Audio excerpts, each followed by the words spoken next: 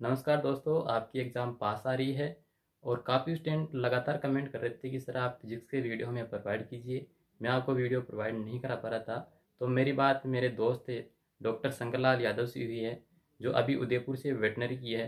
तो उन्होंने फिजिक्स के वीडियो बनाने के लिए हाँ किया है, तो उनके वीडियो मैं लगातार यहाँ इस चैनल पर अपलोड करता रहूँगा। और उनका स्वयं का भी चैनल है डॉक्टर SR स्टडी पॉइंट के नाम से, जिनकी लिंक डिस्क्रिप्शन में मिल जाएगी। आप उनके चैनल को सब्सक्राइब कीजिए और साथ ही आप मुझे इस वीडियो का फीडबैक दे देना कि आपको कितना समझ में आ रहा है, इसको आगे कंटिन्यू रखे या नहीं रखे। जो भी बात हो आप कमेंट बॉक्स में ज़रूर बताना। तो चलो वीडियो स्टार्ट करते हैं।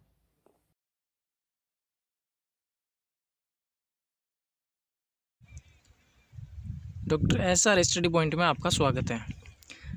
आज का ये वीडियो उन स्टूडेंट्स के लिए बहुत इंपॉर्टेंट है जो PMT की कोचिंग कर रहे हैं। आज हम 20 फिजिक्स के 20 क्वेश्चन सॉल्व कर रहे हैं जो इन टॉपिक से होंगे: EMI, AC, electronics, fluid mechanics, elasticity. First question है, एक धात्विक तार की लंबाइयाँ क्रमशः L1 तथा L2 होती है जब तार में तनाव का मान T1 तथा T2 है। तार की मूल लंबाई ज्ञात करनी है। तार की लंबाई में परिवर्तन हो रहा है तो इसका फॉर्मूला होता है del L = FL/AY। F/A को T लिख सकते हैं तनाव। लंबाई में परिवर्तन पहले बता रखा है L1 - L जब तार में तनाव T1 है। बाद में लंबाई में परिवर्तन है L2 - L जब तार में तनाव का मान T2 है। दोनों का रेशियो लेंगे और T निकाल लेंगे नेचुरल लेंथ। आंसर आ जाएगा L = L1 T2 - L2 T1/T2 - T1। Second question है, गलत कथन को चुनना है। बर्नौली समीकरण ऊर्जा संरक्षण को प्रदर्शित करती है, सही है। सांतत्य समीकरण द्रव्यमान संरक्षण को प्रदर्शित करती है, ये भी सही है। आदर्श द्रव असंपीड़ित होती है, ये भी सही है। फोर्थ ऑप्शन सही होगा। नोट्स की लाइन है ये। नेक्स्ट क्वेश्चन है, दिखाए गए तार्किक द्वारों का संयोजन कौन से तार्किक द्वारों को प्रदर्शित करता है। पहले में 3 नैंड गेट जुड़े हुए हैं और दूसरे में 2 नैंड गेट जुड़े हुए हैं, तो इनका निर्गत से बूलियन समीकरण से देखते हैं कौन सा गेट प्रदर्शित कर रहे हैं। पहले में इस नैंड गेट का निर्गत होगा A बार और इसका होगा B बार। तो C देखते हैं A.B के बार से। A का पहले से बार है और B का पहले से बार है, तो आगे सोल्व करते हैं। A double bar plus B double bar A plus B Boolean समीकरण मिलता है जो और गेट को शो करता है। नेक्स्ट है, पहले का निर्गत होगा A.B का बार, दूसरे का निर्गत होगा AB का बार डॉट AB का बार। आगे सोल्व करते हैं। AB का डबल बार प्लस AB का डबल बार, ये बूलियन समीकरण है जो इससे पता नहीं चल रहा कौन सा गेट है, तो सत्यता सारणी बनाते हैं। अब इस सत्यता सारणी से पता चल रहा है दोनों निवेश मल्टीप्लाई हो रहे हैं, तो एंड गेट है ये। और वैसे भी A.B हो रहा है, A और B मल्टीप्लाई हो रहा है, तो ये एंड गेट को शो करेगा। नेक्स्ट क्वेश्चन है, एक P प्रकार के अर्धचालक में ग्राही स्तर व संयोजी स्तर के मध्य ऊर्जा अंतराल 5.7 इलेक्ट्रॉन वोल्ट है। प्रकाश तरंग की अधिकतम तरंग दैर्ध्य जो एक होल बना सकती है। अपने को क्वेश्चन में डेल्टा E ऊर्जा अंतराल दे रखा है 5.7 इलेक्ट्रॉन वोल्ट, तो इसका फॉर्मूला है Hc/λ या H प्लांक नियतांक क्वेश्चन में दिया हुआ है। C प्रकाश का वेग जो आपको याद रखना है, और डेली का मान ये दिया हुआ है, यहाँ से लेमड़ा मिल जाएगा। और आंसर एंगस्ट्रॉन में लाने के लिए 10 की पावर 10 से मल्टीप्लाई करना पड़ेगा। और इलेक्ट्रॉन का मान होता है 1.6 इंटू 10⁻⁻19। ये आंसर आ जाएगा 2171 एंगस्ट्रॉन। नेक्स्ट क्वेश्चन है, चित्रानुसार एक समान चुंबकीय क्षेत्र में स्थित दो समांतर चालक पटरियाँ जो प्रतिरोध R से जुड़ी हुई हैं पर एक L लंबाई की छड़ पर विराम अवस्था में एक नियत बल आरोपित किया जाता है। तो बल के द्वारा दी गई शक्ति समय के साथ नियत होगी। शक्ति का फॉर्मूला होता है P बराबर F.V। बल यहाँ नियत है और वेग लगातार बढ़ेगा क्योंकि जो बल दे रहे हैं उससे त्वरण आएगा और त्वरण लगातार वेग को बढ़ाएगा, तो शक्ति यहाँ लगातार बढ़ेगी। तो आंसर होगा थर्ड, शक्ति लगातार बढ़ेगी। 6 है, दिए गए एनपीएन ट्रांजिस्टर ओबेनिस्ट उत्सर्जक विन्यास के लिए धारा लाभ बीटा है 100 है। प्रवर्तक का निर्गत विभव पूछा है। निर्गत विभव, इसमें वोल्टता लाभ का फॉर्मूला लगाएंगे। वोल्टता लाभ V out upon V in equal to beta धारा लाभ इंटू आर प्रतिरोध निर्गत अपॉन निवेश वाला। आर निर्गत का है 100 किलो ओम और निवेश वाला है 1 किलो ओम। फॉर्मूले से वी आउट निकल जाएगा 1, आंसर होगा। नेक्स्ट है, नेज अर्धचालक विद्युतीय उदासीन होते हैं जबकि अपद्रव्य अर्धचालक में धारावेग अधिक संख्या में होते हैं, तो यह होंगे विद्युतीय उदासीन। नोट्स की लाइन है। नेक्स्ट है, प्रदर्शित यू नली की दोनों भुजाओं में दो अलग अलग द्रव स्थिति साम्यावस्था में है। दाईं भुजा में जल तथा बाईं भुजा में अज्ञात घनत्व का तेल भरा हुआ है, तो इसकी डेंसिटी निकालनी है PX, P ऑयल। इसके लिए जहाँ तक ऑयल है उसके ऊपर जो प्रेशर है वो इक्वल करना है और प्रेशर का फॉर्मूला होता है ρGH। रो ऑयल का, G गुरुत्वीय त्वरण दोनों तरफ समान है, कट जाएगा। और हाइट ऑयल की है D + L और वाटर की है L। रो ऑयल का निकाल लेंगे। 100 यहाँ है वाटर की डेंसिटी किलोग्राम पर मीटर क्यूब में, तो आंसर हो जाएगा 900 किलोग्राम पर मीटर क्यूब। चित्रानुसार प्रदर्शित वर्गाकार लूप की भुजा 1 मीटर तथा प्रतिरोध 1 ओम है, तो रहेगा P क्यू के बाईं ओर आरोपित चुंबकीय क्षेत्र का मान 1 टेस्ला है। लूप को 1 सेकंड में एक समान रूप से बाहर खींचने में किया गया कार्य पूछा है। कार्य का फॉर्मूला है बल इंटू विस्थापन। विस्थापन या लूप की भुजा के बराबर 1 मीटर है एस, और बल का फॉर्मूला होता है BL/V चुंबकीय क्षेत्र में। B चुंबकीय क्षेत्र है, L या लूप की भुजा है और V वेग निकालेंगे विस्थापन अपॉन समय से। समय दिया हुआ है, विस्थापन है लूप की भुजा के बराबर 1 आएगा। सॉल्व करेंगे तो आंसर आ जाएगा 1। नेक्स्ट है, एक झील की आधी गहराई पर दाब इसके तल के दाब का 3/4 गुना है, तो झील की गहराई याद करनी है। मान लीजिए इसकी पृष्ठ पर इन्वायरमेंटल प्रेशर है P0 और आधी गहराई पर है P1 और बॉटम पे है P2। क्वेश्चन में बता रखा है P2 का 3/4 है P1 के बराबर है और P2 का मान होगा P0 + ρGH और P1 का होगा P0 + ρGH/2। यहाँ से P0 होगा ρGH, यहाँ से H P0 का मान होगा एनवायरमेंटल प्रेशर का 10⁵ पास्कल और वाटर की डेंसिटी है 10⁻³ आंसर आएगा 10 मीटर।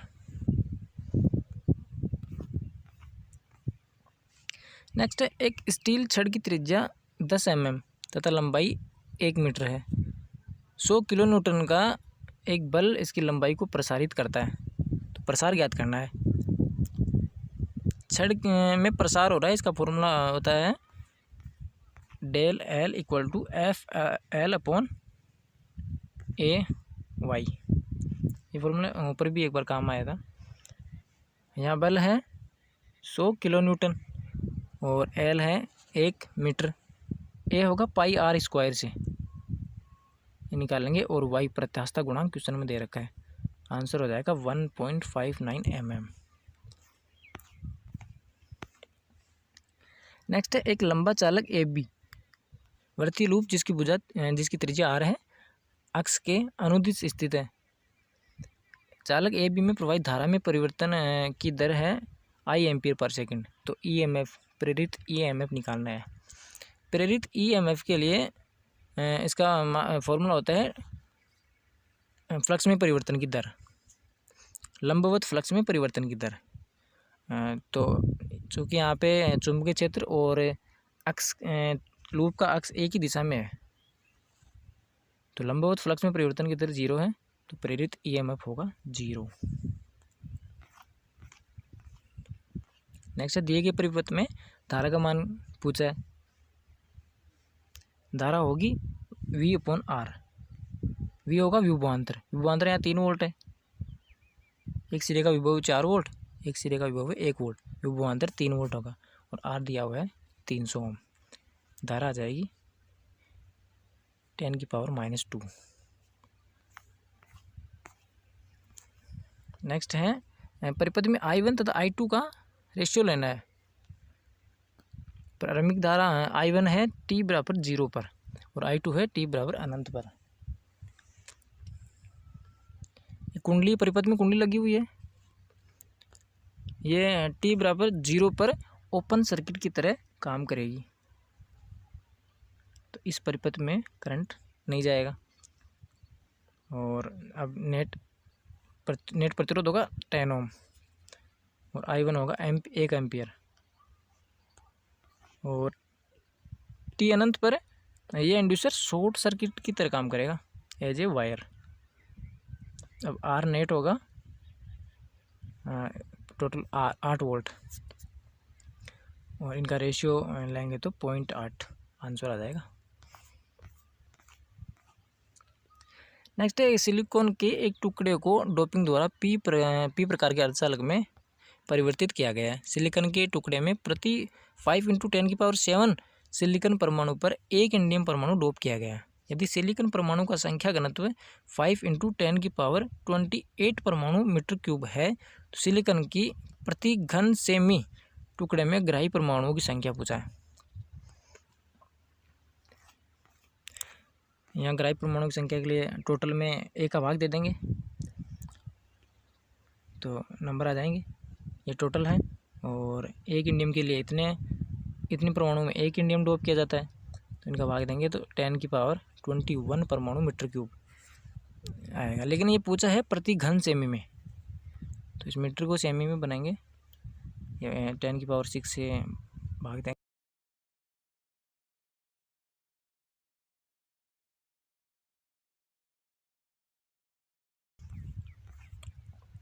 नेक्स्ट है LR श्रेणी परिपथ में 3 मिली हेनरी के प्रेरकत्व से प्रवाहित अधिकतम धारा 2 एम्पियर तथा इसके सिरों पर अधिकतम विभवांतर 6 वोल्ट है।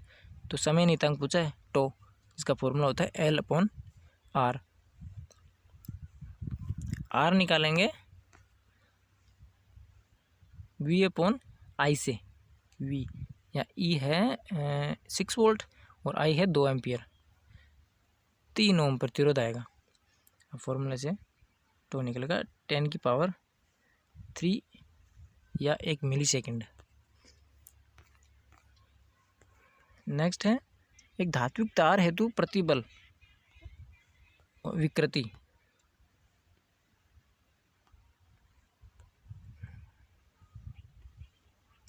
ये ग्राफ दिया हुआ है प्रतिबल और विकृति का, तो इसमें T1 और T2 में संबंध बताना है। एक फॉर्मूला आता है y इक्वल टू प्रतिबल अपॉन विकृति।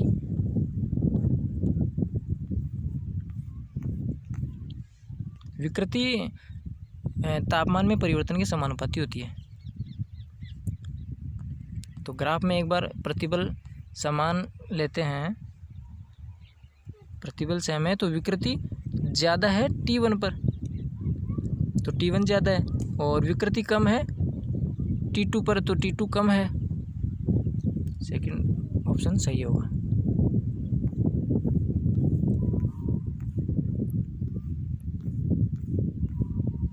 नेक्स्ट है, एक प्रतिरोध तथा संधारित्र प्रत्यावर्ती धारा स्रोत से जुड़े हुए हैं।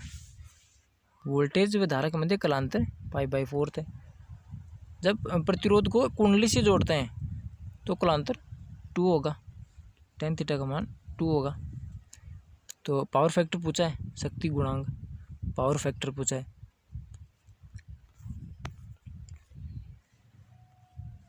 Power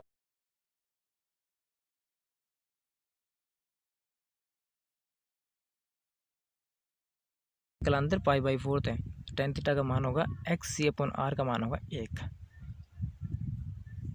XC=R।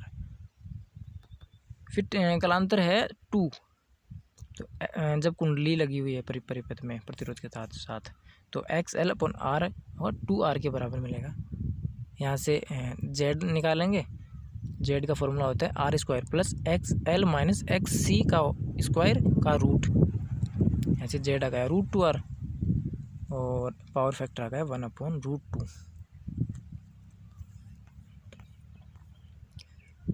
नेक्स्ट है, एक उभयनिष्ठ आधार उत्सर्ज आधार ट्रांजिस्टर में धारा लाभ 0.98 है। यदि उत्सर्जक धारा का मान 5 मिली एम्पियर से परिवर्तित हो तो संग्राहक धारा में परिवर्तन पूछा है। या डेल IC का मान पूछा है, जिसका फॉर्मूला होता है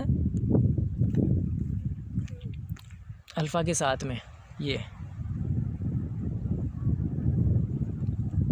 अल्फ़ा दे रखा है। तो अल्फ़ा कई बार कंफ्यूज हो जाते हैं, तो ये हमेशा याद रखना है। अल्फ़ा धारा लाभ ये 1 से कम होता है और बीटा 1 से ज़्यादा होता है। यहाँ से डेल्टा I से निकालेंगे 4.9 मिली एम्पियर। नेक्स्ट है, XY तल में एक आयताकार लूप, इसकी भुजा 2 मीटर और 1 मीटर यह स्थित है। ये XY तल में रखा हुआ है। एक समान परंतु समय परिवर्तित चुंबकीय क्षेत्र यह आरोपित किया गया है T सेकंड में। तो प्रेरित विद्युत वाहक